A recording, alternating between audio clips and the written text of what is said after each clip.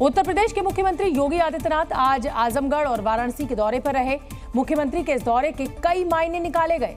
बताया जा रहा है कि मुख्यमंत्री खुद ग्राउंड जीरो पर जाकर समीक्षा बैठक कर रहे हैं, साथ ही सांसदों और विधायकों से फीडबैक भी ले रहे हैं, ताकि लोकसभा चुनाव में पार्टी के खराब प्रदर्शन के कारणों का पता लगाया जा सके। इन्हीं मकसदों को जानने के लिए मुख्यमंत्री योगी आदित्यनाथ पहले आजमगढ़ पहुंचे। वहां मुख्यमंत्री ने मंडलीय समीक्षा बैठक की। इस बैठक में इलाके के सभी वरिष्ठ अधिकारी शामिल हुए। आज भी सीएम योगी ने आजमगढ़ और बनारस मंडल की समीक्षा बैठक की। सीएम योगी की समीक्षा बैठक इसलिए भी महत्वपूर्ण है क्योंकि लोकसभा चुनाव के नतीजों के बाद सीएम खुद ग्राउंड जीरो पर जाकर वास्तविक स्थिति पता कर रहे हैं। आजमगढ़ के बाद योगी आदित्यनाथ वाराणसी पहुंचे और वहां भी अधिकारियों के साथ समीक्षा बैठक की। इस दौरान सीएम योगी ने स्थानीय नेताओं और अधिकारियों से बातचीत कर विकास कार्यों और कानून व्यवस्था की समीक्षा की। साथ ही वाराणसी में लगने वाले सावन के मेले के बारे में भी जानकारी ली। उत्तर प्रदेश में लोकसभा चुनावों में पार्टी के खराब प्रदर्शन के बाद बीजेपी में अब मंथन का दौर जारी है। इस बीच खबर यह है कि प्रधानमंत्री नरेंद्र मोदी और उत्तर प्रदेश के मुख्यमंत्री योगी आदित्यनाथ की मुलाकात हो सकती है और ये मुलाकात इसी महीने की 27 तारीख को हो सकती है। जानकारी के मुताबिक मुख्यमंत्री योगी आदित्यनाथ 27 जुलाई को नीति आयोग गवर्निंग काउंसिल की बैठक में शामिल होने के लिए दिल्ली आने वाले हैं। खबर है कि इसी दौरान उनकी मुलाकात पीएम मोदी से होगी। इसके अलावा योगी आदित्यनाथ गृह मंत्री अमित शाह और पार्टी के राष्ट्रीय अध्यक्ष जेपी नड्डा से भी मुलाकात कर सकते हैं। हालांकि मुलाकात के दौरान किन बातों पर चर्चा होगी इसका तो फिलहाल पता नहीं चला, लेकिन बताया जा रहा है कि बैठक के दौरान उपचुनाव के बारे में विचार विमर्श हो सकता है। प्रधानमंत्री मोदी मुलाकात के दौरान उपचुनाव के लिए टिप्स दे सकते हैं। यूपी की 10 विधानसभा सीटों पर उपचुनाव होने हैं और इसके लिए बीजेपी ने कमर कस ली है।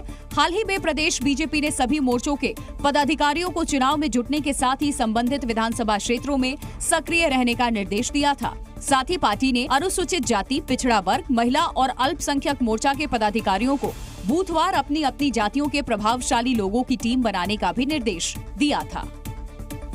मोदी सरकार के तीसरे कार्यकाल का दूसरा संसद सत्र आज से शुरू हो गया। सत्र शुरू होने से पहले प्रधानमंत्री नरेंद्र मोदी मीडिया से मुखातिब हुए और इस दौरान उन्होंने विपक्ष पर जोरदार हमला बोला और पहले सत्र का जिक्र करते हुए कहा कि देश के 140 करोड़ लोगों ने बहुमत के साथ जिस सरकार को सेवा करने का मौका दिया, उसकी आवाज को कुचलने की कोशिश की। 2.5 घंटे तक देश के प्रधानमंत्री का गला घोंटने का, उनकी आवाज को रोकने का, उनकी आवाज को दबाने का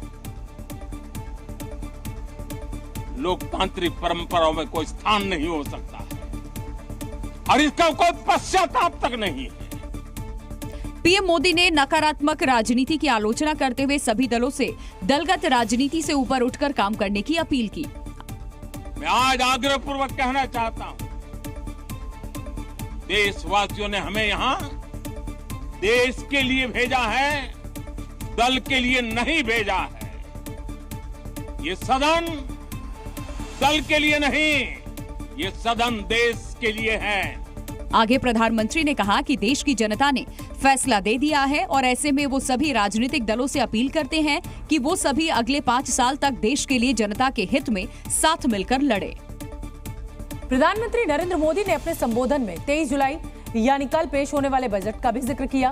पीएम मोदी ने कहा कि कल हम जो बजट पेश करेंगे वो अमृतकाल का महत्वपूर्ण बजट होगा और ये बजट अगले 5 साल की दिशा तय करेगा, साथ ही विकसित भारत के लिए मजबूत आधारशिला भी रखेगा। पीएम मोदी ने कहा कि 60 साल बाद कोई सरकार तीसरी बार सत्ता में आई है और सरकार ने जो गारंटी दी है उन्हें पूरा करने के लिए काम किया जा रहा है। और ये बजट 2047 जब आजादी के 100 साल होंगे तब विकसित भारत का जो हमारा सपना है उस सपने को पूरा करने की मजबूत नींव वाला बजट लेकर के हम कल देश के सामने आएंगे।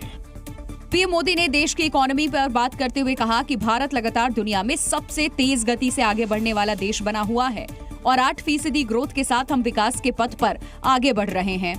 पॉजिटिव आउटलुक और लगातार बढ़ रहा है इन्वेस्टमेंट इस बात का सबूत है। नीट पेपर लीक केस की गूंज संसद में भी सुनाई दी। मॉनसून सत्र के पहले दिन शिक्षा मंत्री धर्मेंद्र प्रधान ने नीट मामले पर बयान दिया तो विपक्ष ने सदन में हंगामा शुरू कर दिया। और विपक्ष ने मॉनसून सत्र के पहले ही दिन नीट पेपर लीक मामले पर सरकार पर हमला बोला। शिक्षा मंत्री धर्मेंद्र प्रधान ने सदन में नीट परीक्षा के दौरान कुछ जगहों पर गड़बड़ी की बात तो मानी, लेकिन पेपर लीक के पुख्ता सबूत होने से इनकार किया। There is no evidence of paper leak in last 7 years in any number.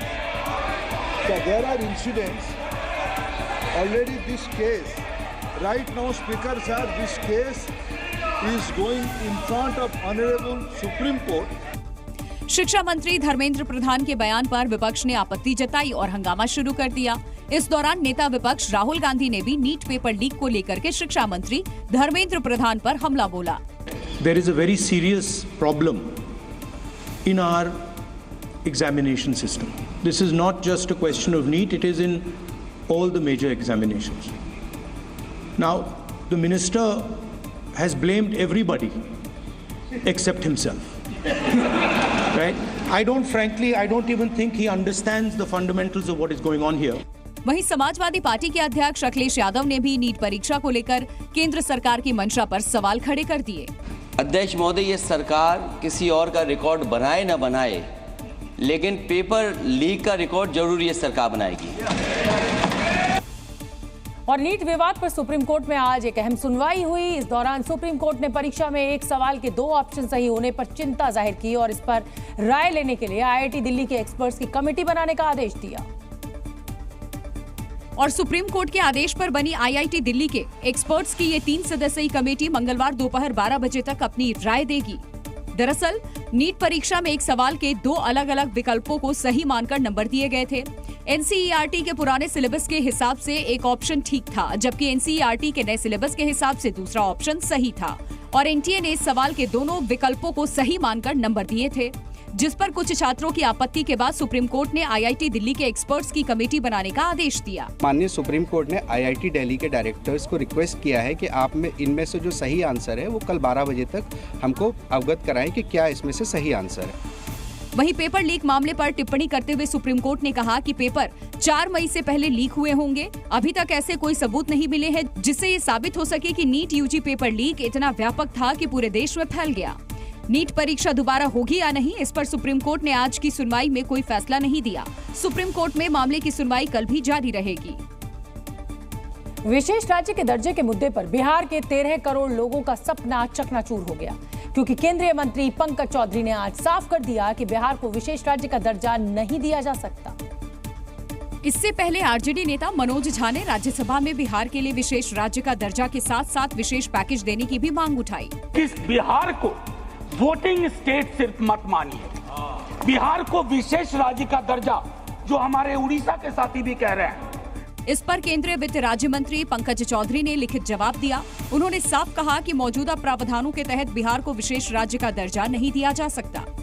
Bihar को विशेष राज्य का दर्जा देने की मांग खारिज होते ही विपक्ष हमलावर नजर आया, जिस पर केंद्रीय मंत्री गिरिराज सिंह ने पलटवार किया। ये नरेंद्र मोदी का कहना है कि बिहार के विकास के बगैर पूर्वांचल का विकास नहीं।